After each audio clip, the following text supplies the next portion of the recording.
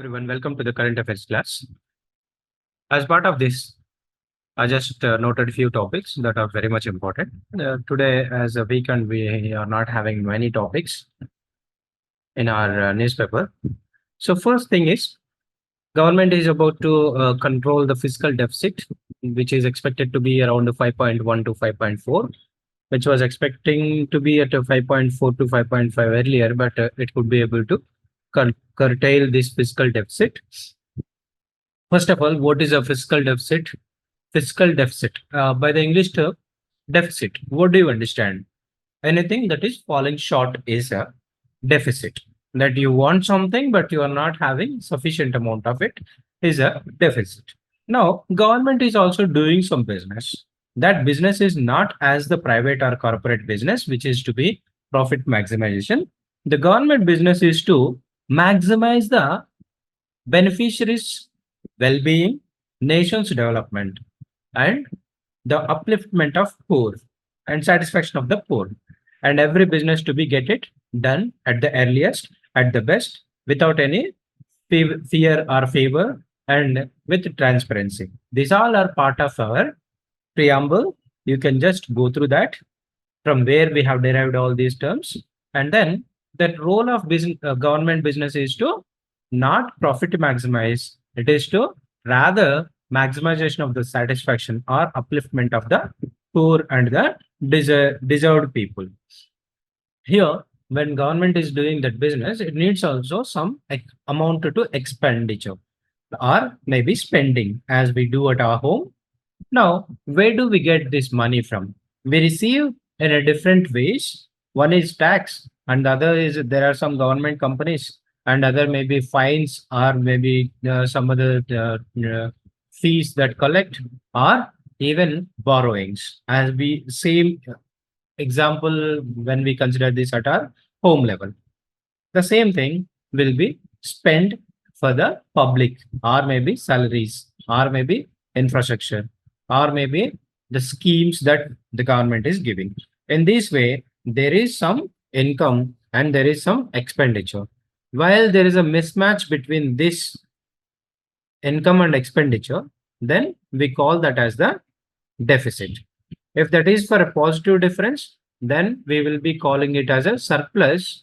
And when there is a negative balance between the expenditure and the income, then we will be calling it as a deficit. Now, how much we can have this deficit, and what is the limit, and how do we measure? We will be taking all the deficits and other things in a separate class rather than here.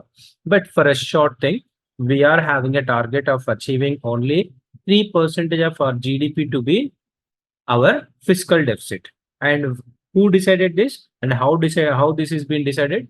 By the FRBM Act. For the first time, FRBM Act came into force in about 2005, and this act was started in 2003. This FRBM Act, what does that mean? Fiscal Responsibility and Budgetary Management Act is a FRBM Act, and this is included in the Article 292. The next thing is, when there is a measure of development, what is the primary thing that we will be looking at? We will be looking at whether the child is getting educated or not, whether the children are having sufficient amount of food to have, and access to schools, education. These are some of the factors that are clearly showing us the development. If we are not well educated, the opportunities will be limited, or the opportunity starts limiting when we are not educated. So, to uplift or to eradicate the poverty in our country, what is our main goal? To erase the illiteracy, or to increase the literacy and the quality of education also. Not merely having only quantity or quantitative term of literacy doesn't suffice, because we have heard of many instances where even an engineer or a qualified engineer is not able to do a simple fundamental mathematics of a 10th standard Or many a times we have heard of many engineers are not eligible to do a corporate job or they are not job ready. This is because of many aspects. So what we are having now is only quantitative bunch of people who are just know how to read and write. That's all. Rather, we are not having a qualitative literate people. That is, maybe we are turning into a demographic burden instead of demographic dividend if we are not focusing on the quality and rather if we keep focusing only on the quantity. So now here AES ASER Annual Status of Education Report, all these topics, all these three topics are important in economy. That is the paper three of civil services or maybe any exam. That is only economy. It is important. And also when you are writing a essay or even maybe some of the society, it will be important for you to remember this data. The annual status of education report measures the school going kids abilities to or cognitive abilities of the school going kids, that whether they are able to read, write, and solve the problems, understand that what they are reading, all these things they will be measuring. If they are doing good, then there is no problem. If they are not doing good, then it is clearly evident that we are focusing on the quantity but not the quality. Here it is saying that annual status of education report is showing the 40% of children who are in the age group of 14 to 18 are not able to read, write, or do a level of second grade or standard 2 maths they're not able to do. This is the status of our society, so that we need to address these areas, then only we will be able to better send the fruits of our economy to the downtrodden people. The next thing that I have seen today's newspaper is there is a ceasefire agreement that US has accepted to have this ceasefire. Where is this ceasefire? Ceasefire related with Palestine, Israel, and the Gaza Strip. Here there is a small piece of land. Here there is a small piece of land. This is Israel, and here there is a small piece of land called Palestine as well.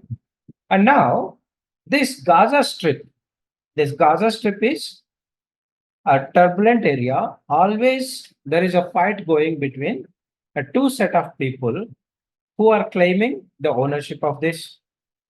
One is Hamas and the other one is Israel people. Now, because of there is a tension between these two areas, many countries are getting involved in this war, and due to that, there is a blockade of trade in these areas because much of the trade is going through these areas only, and lots of lives are going here. Is it or not? And there is a uncertainty in the production of oil because most of the oil is reserved in this area. So because of all these things, or because of only a small issue, it is not only the people of that area getting affected with maybe uncertain deaths or maybe unforeseen events or shelling the bombs from the sky and deaths are happening, no school going, otherwise maybe like complete chaos is over there. Because of all this, it is not only that people of this area are getting affected, it is also entire world is getting affected because of all these problems. So to not let that happen, US is trying to accept the ceasefire. So as part of our study, it is only one side of the story. And the other side of the story is, as an aspirant, you have to look at it, is that what are the neighboring water bodies? What are the neighboring water bodies that we are having? It is the Mediterranean Sea. It is the Red Sea. Location of it, you have to be completely aware. And it is Jordan, Saudi Arabia, Syria, Iraq, Lebanon. And then there is a Black Sea. There is a Black Sea and there is a Caspian Sea. Black Mediterranean Sea, Black Sea, and Caspian Sea. And when you are coming to here, this is Turkey and the last land of Asia. And after the Turkey, what we are entering in? We are entering into Europe.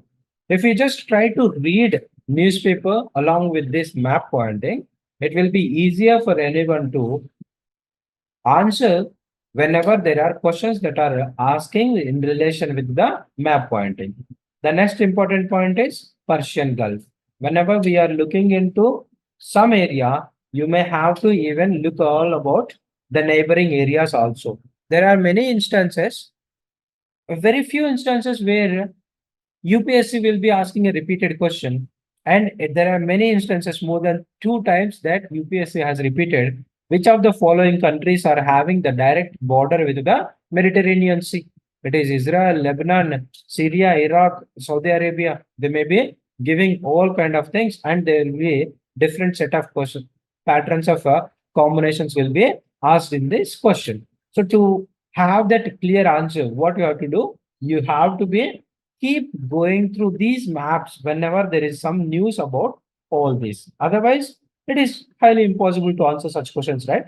Is it or not? The next question is, it is about Ukraine and Russia. Ukraine is getting affected due to Russia since a long while. It is not today. It's been quite long time. Ukraine is getting affected because of the Russia. And what is the issue for the Russia with Ukraine? Let me tell you briefly. What are the areas that are in red here? What are the areas that are in red here? Are being occupied by the Russia over a period of long time. It's been more than a decade that there has been tussle going between Russia and Ukraine. Now here is the placement of Ukraine. If you can just see this, here is the placement of Ukraine. And now here is Russia. Now, as you all of you know that Russia, on the one side, it is meeting Alaska. If Russia wants to go around the world to transport goods to the other parts of the world, what it has to do? First, it has to go through maybe Pacific Ocean and then enter into Indian Ocean and then transfer the goods to other areas. If there is no access, see here, there is no access to Black Sea for the Russia if it is controlling here. So to stop that, what it is trying to do, it is trying to bully the neighboring country. When this area is having in control with the Russia, then what will happen? It can clearly or easily come into Black Sea or access the Black Sea so that there is no problem with the other countries. So it will be easier for that to transport goods to anywhere. This is majorly one point. And the other point, that what recently instigated Russia to attack on the Ukraine is Ukraine wants to join with the NATO. What is NATO? North Atlantic Treaty Organization. What is this North Atlantic Treaty Organization? All the countries that are having like-minded in the North Atlantic are coming together and joining hands. It is not a peace organization like R bloc, India and African bloc countries that are a non-alignment movement. It is not like a NAM. It is military. This is a military organization. If one country or group of countries attacking maybe one country in NATO or maybe group of countries in NATO, then what will happen? All the countries will treat, all the member countries of NATO will treat that it is direct attack on us, and they all will go together and attack on the other country that is showing aggression. And due to this, what will happen? As all of us know that there is a race going between Russia and USA. It's been since Second World War, but later on, when there is a dismantle of Russia, United like USSR, then what happened? US is much ahead of it, but still there is a Cold War that continues, or maybe even in this multipolar world, there is a hegemony that trying to be taken care. But what happened now? In retaliation, when Ukraine joins with the NATO, the prime member of NATO is North America and Europe. But what happens when the neighboring country of Russia is joining with hands with the NATO? Then there is a direct threat. There is a direct threat to Russian existence. That is the reason why Russia did not like Ukraine to join NATO, and that is the reason why this is instigating forces within the Russia, within the Ukraine, so that the uncertainty or instability in the Russia, Ukraine will be helping Russia. Now, have you understood how important these areas are? The areas that are important is Mediterranean Sea is here, Mediterranean Sea, and then Black Sea, and then Caspian Sea. All these are very much important, and I want you guys to even explore further so that it will be helping us to get good marks. Otherwise, as all of you know that I don't want my students to experience that negativity. So I want you guys to explore further more. This is a path that I'm showing to you. The next topic is United Nations on India. Hope everyone's right to vote freely protected.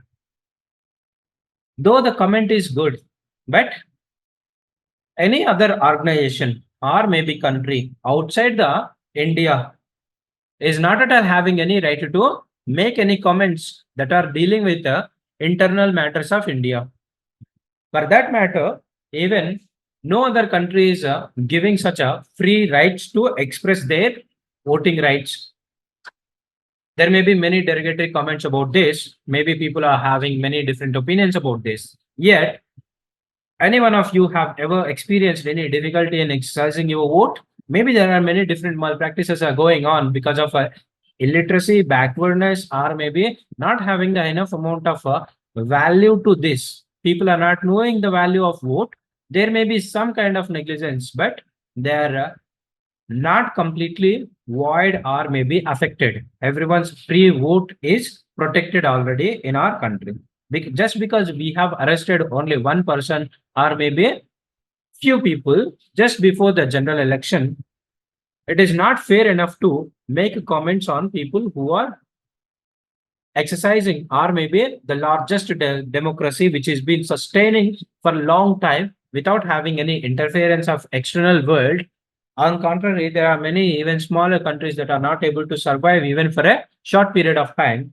In this example, as we are the best, one of the best countries who are giving the opportunity to every citizen and creating a situation where every citizen is freely expressing their will and opinion, and it is a direct attack on India that we are a sovereign country and no other organization or country has any right to make any comments about our internal matters. And here, our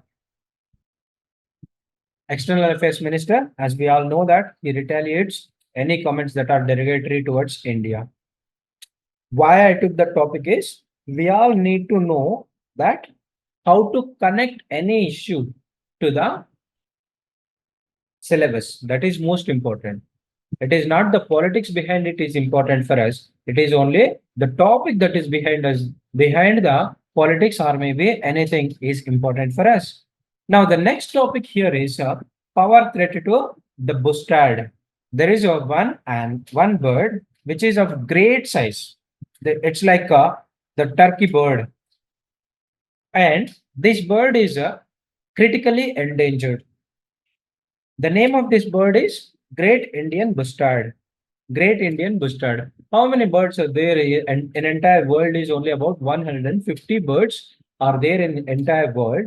And where are these Great Indian Bustard GIB are available in our country is in Desert National Park. Where is this Desert National Park? Desert National Park is there in western part of Rajasthan. And here, as this western part of Rajasthan is a desert, it is a great opportunity to harness renewable energy, that is solar and wind energy. It is a conflict that we are having. On one hand, highly endangered species there in this area only. On the other hand, this is a very potential area for the harnessing of renewable energy to meet our goals that are sustainable developmental goals, and also about to eradicate or to free from pollution. So now here, what happening when in this process of harnessing the electricity, there is a huge amount of overhead lines that have been laid. And now, due to one vision problem of these birds, maybe why not other birds getting affected, or why only of these birds are getting affected due to the high tension wires that are laid overhead, is just because the vision of these birds are very short sighted, and whenever they are trying to look at the ground, they cannot be able to look forward, and that is the reason why they come in collision with the electrical wires, and they will be electrocuted, or maybe they get dead because of the electrocution or coming in a contact with the electricity. Whenever there is a question about what is the reason for these birds eradication or maybe to be endangered, is narrow frontal vision and a large size are the reasons. Generally, whenever there is a question about the reasons behind so and so animals endangered species, lack of habitat or maybe poaching of animals, etc., etc. But not every animal is same, or not every bird is same. So there may be high possibility of asking this question: what is the reason for this bird to be endangered? Is a narrow frontal vision and large in size. Because of this, they are getting affected in that area. Now, this is also important that Great Indian Bustard is the state bird of Rajasthan. Got the point? There are few important things. Desert National Park. Where is the Desert National Park? Rajasthan. What is the bird that is living in there? Great Indian bustard is living in here, and this is a critically endangered species. Now, what is the reason for the death of these? Are narrow frontal vision and the large in size. Great Indian bustard is state bird of Rajasthan. And which part, like which organization studied all this? Wildlife Institute of India is the body that is conducted a study about this. Thank you very much. See you in the next session.